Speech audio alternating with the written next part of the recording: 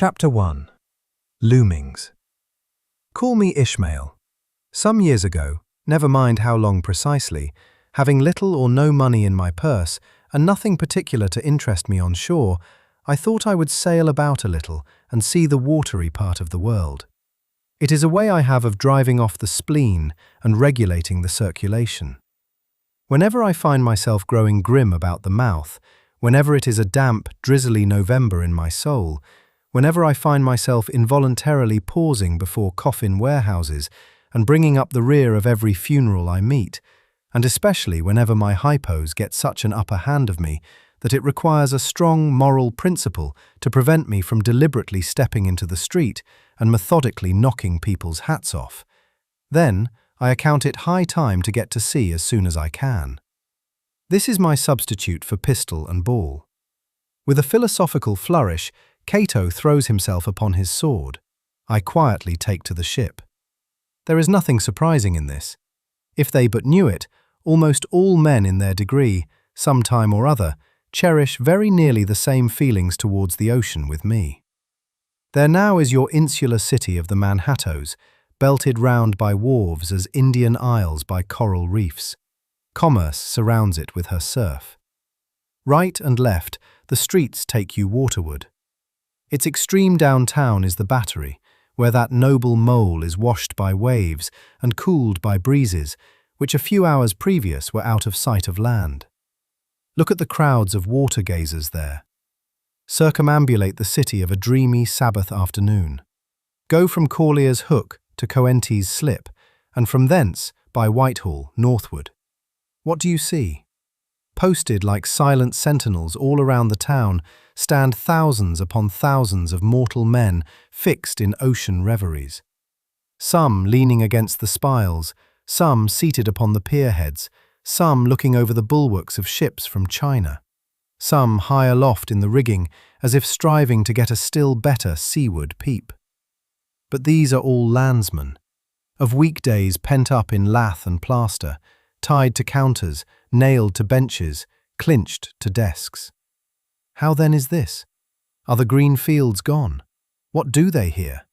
But look, here come more crowds, pacing straight for the water and seemingly bound for a dive. Strange. Nothing will content them but the extremest limit of the land. Loitering under the shady lee of yonder warehouses will not suffice. No. They must get just as nigh the water as they possibly can without falling in. And there they stand, miles of them, leagues. Inlanders all, they come from lanes and alleys, streets and avenues, north, east, south and west. Yet here they all unite. Tell me, does the magnetic virtue of the needles of the compasses of all those ships attract them thither? Once more, say you are in the country, in some high land of lakes. Take almost any path you please, and 10 to 1 it carries you down in a dale and leaves you there by a pool in the stream. There is magic in it. Let the most absent-minded of men be plunged in his deepest reveries. Stand that man on his legs, set his feet a-going, and he will infallibly lead you to water, if water there be in all that region. Should you ever be athirst in the great American desert, try this experiment, if your caravan happen to be supplied with a metaphysical professor. Yes, as everyone knows, meditation and water are wedded forever. But here is an artist. He desires to paint you the dreamiest, shadiest, quietest, most enchanting bit of romantic landscape in all the valley of the Saco.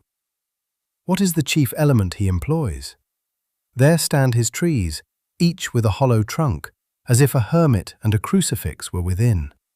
And here sleeps his meadow, and there sleep his cattle, and up from yonder cottage goes a sleepy smoke. Deep into distant woodlands winds a mazy way, reaching to overlapping spurs of mountains bathed in their hillside blue. But though the picture lies thus tranced, and though this pine tree shakes down its sighs like leaves upon this shepherd's head, yet all were vain, unless the shepherd's eye were fixed upon the magic stream before him. Go visit the prairies in June, when for scores on scores of miles you wade knee-deep among tiger lilies, What is the one charm wanting? Water. There is not a drop of water there. Were Niagara but a cataract of sand, would you travel your 1,000 miles to see it? Why did the poor poet of Tennessee, upon suddenly receiving 2 handfuls of silver, deliberate whether to buy him a coat, which he sadly needed, or invest his money in a pedestrian trip to Rockaway Beach? Why is almost every robust, healthy boy, with a robust, healthy soul in him, at some time or other crazy to go to sea? Why, upon your first voyage as a passenger, did you yourself feel such a mystical vibration, when first told that you and your ship were now out of sight of land? Why did the old Persians hold the sea holy? Why did the Greeks give it a separate deity, and own brother of Jove? Surely all this is not without meaning. And still deeper, the meaning of that story of Narcissus, who, because he could not grasp the tormenting, mild image he saw in the fountain, plunged into it and was drowned. But that same image we ourselves see in all rivers and oceans. It is the image of the ungraspable phantom of life, and this is the key to it all. Now, when I say that I am in the habit of going to sea whenever I begin to grow hazy about the eyes and begin to be overconscious of my lungs, I do not mean to have it inferred that I ever go to sea as a passenger. For to go as a passenger, you must needs have a purse, and a purse is but a rag unless you have something in it. Besides, passengers get seasick, every quarrelsome, don't sleep of nights, do not enjoy themselves much, as a general thing. No, I never go as a passenger, nor, though I am something of a salt, do I ever go to sea as a commodore, or a captain, or a cook. I abandon the glory and distinction of such offices to those who like them. For my part, I abominate all honourable, respectable toils, trials, and tribulations of every kind whatsoever.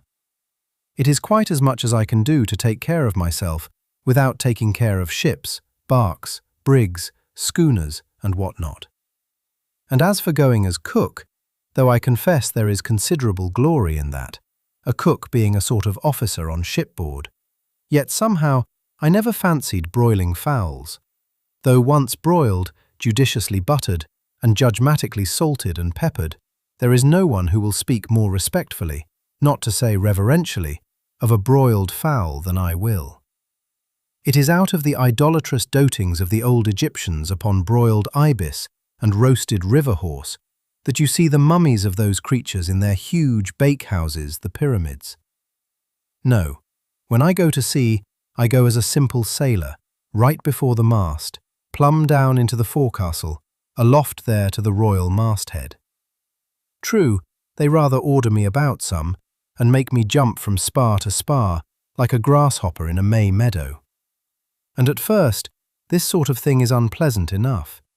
It touches one's sense of honour, particularly if you come of an old established family in the land, the Van Rensselaers, or Randolphs, or Hardicanutes. And more than all, if just previous to putting your hand into the tar-pot, you have been lauding it as a country schoolmaster, making the tallest boys stand in awe of you. The transition is a keen one, I assure you, from a schoolmaster to a sailor, and requires a strong decoction of Seneca and the Stoics to enable you to grin and bear it. But even this wears off in time. What of it, if some old hunks of a sea captain orders me to get a broom and sweep down the decks? What does that indignity amount to, weighed, I mean, in the scales of the New Testament? Do you think the Archangel Gabriel thinks anything the less of me, because I promptly and respectfully obey that old hunks in that particular instance?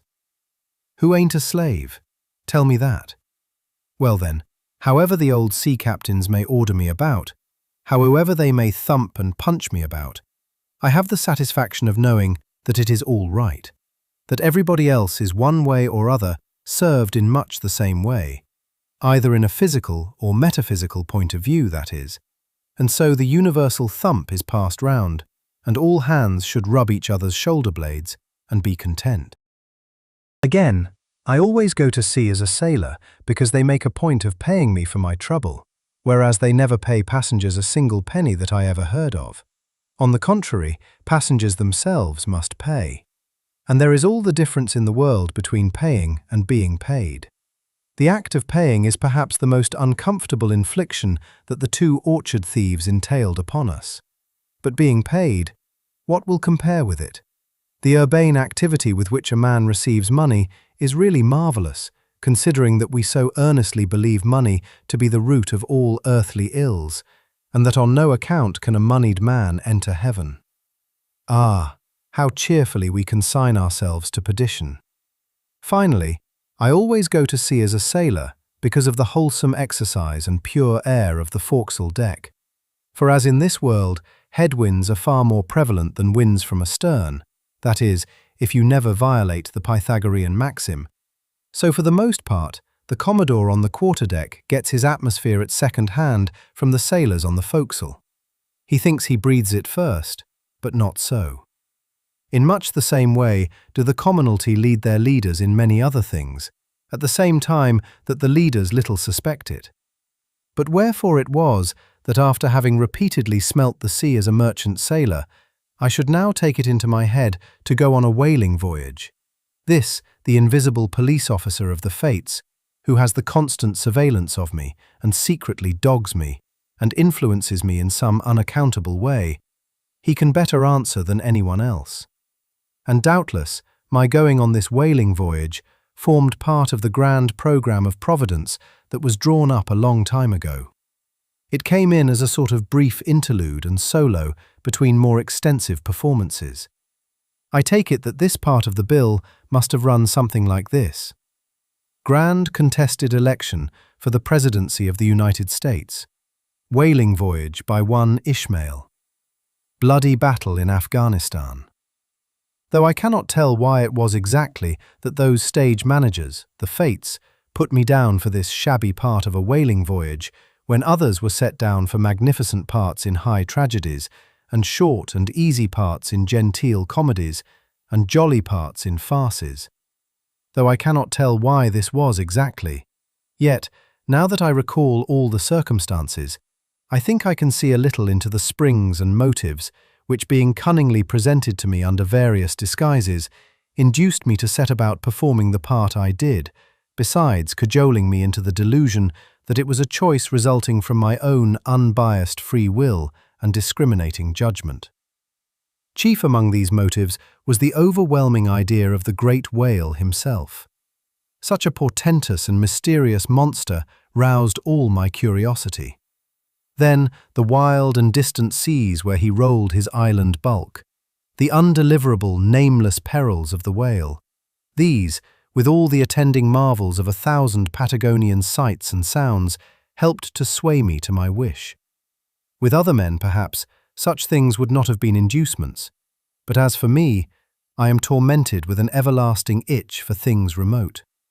I love to sail forbidden seas and land on barbarous coasts.